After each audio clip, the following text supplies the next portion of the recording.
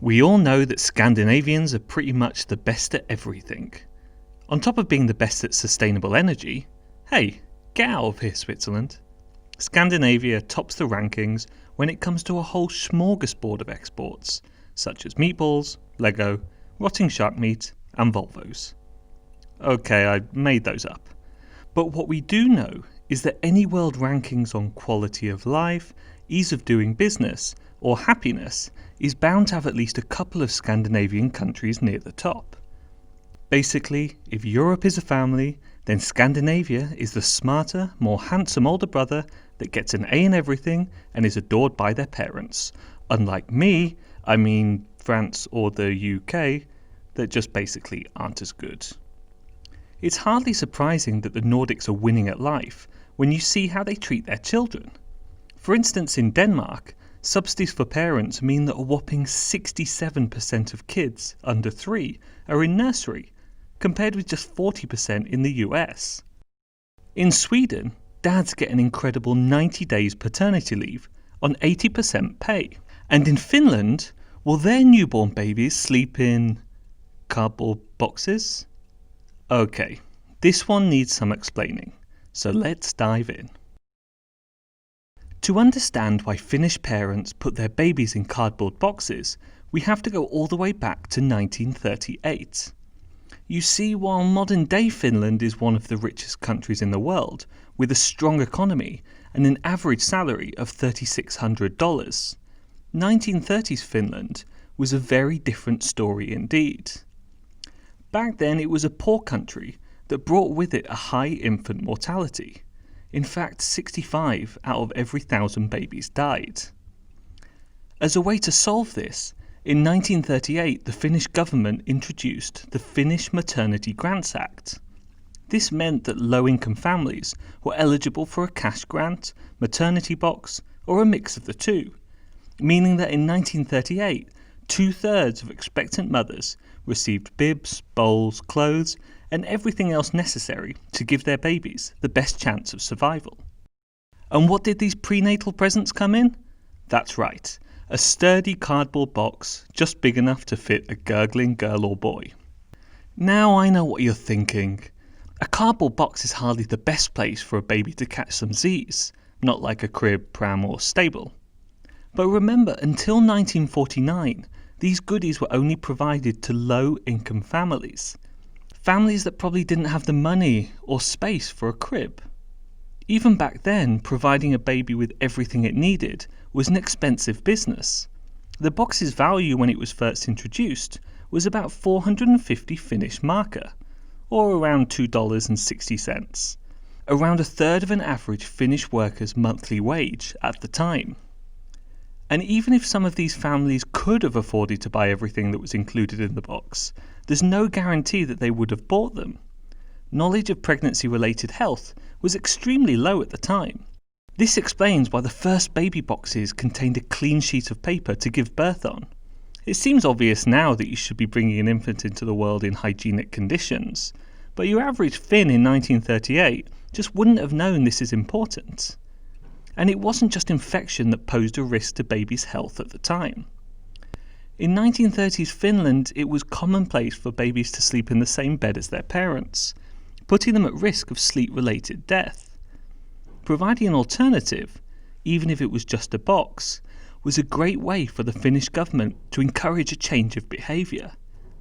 And really, this is why the baby box was such an inspired idea. Or to be more specific, it was the way it was introduced that was so inspired. You see, expectant mothers were not automatically enrolled into the scheme. In order to receive the box or the grant, you had to visit the doctor before the 4th month of your pregnancy.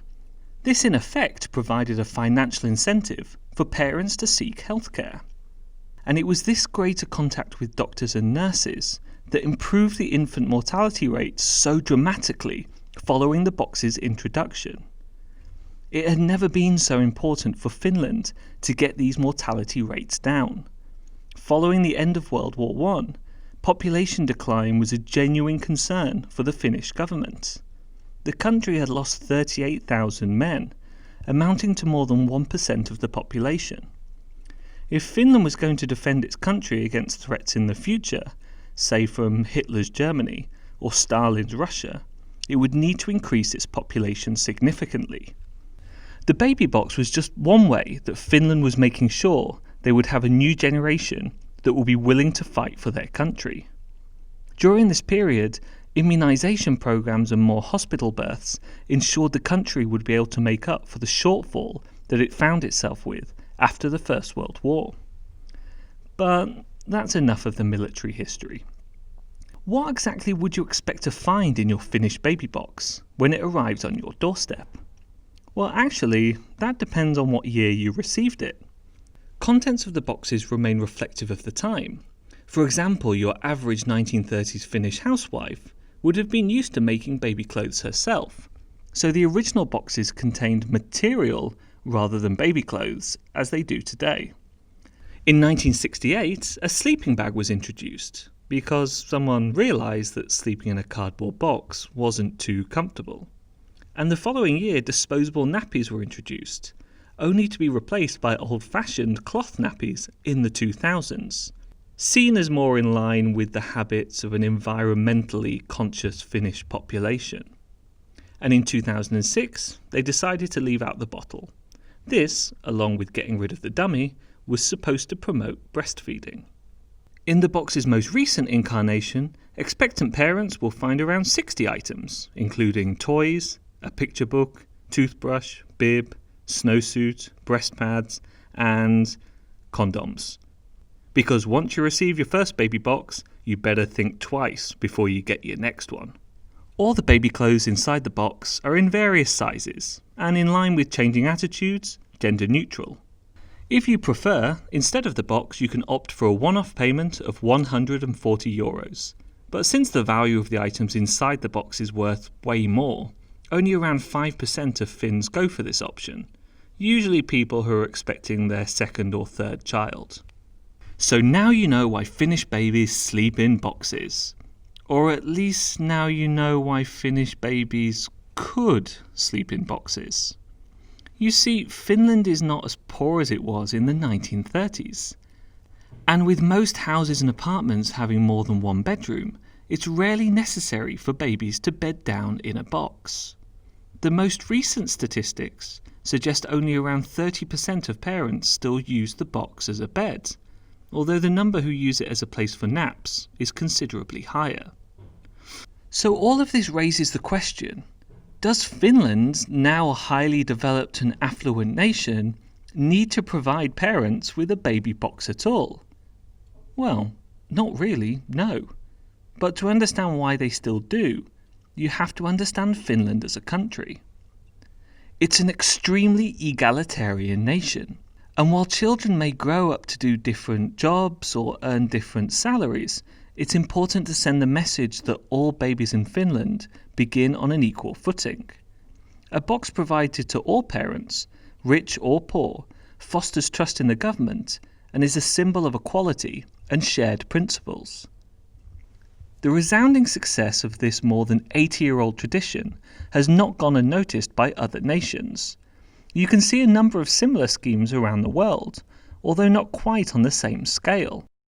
In January 2019, the Australian state of New South Wales introduced what they called baby bundles, a maternity package given worth more than $300 to the parents of every child born.